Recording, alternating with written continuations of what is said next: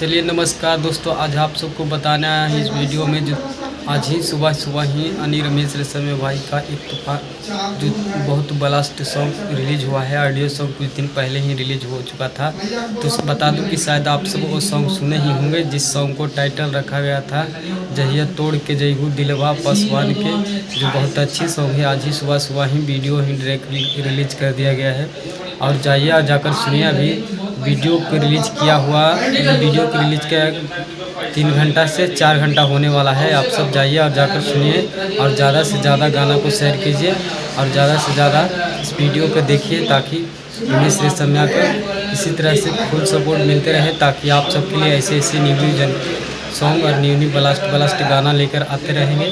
तो बहुत high level का ही सॉन्ग आज लाए हैं रमेश रेशमिया भाई ने, जो जिस सॉन्ग का टाइटल ही आप सब पहले ही सुने ही होंगे। जिस सॉन्ग को टाइटल रखा गया है जहिया तोड़ के जयहू दिलवा पासवान के, जो बहुत अच्छी सॉन्ग और ब्लास्ट सॉन्ग है।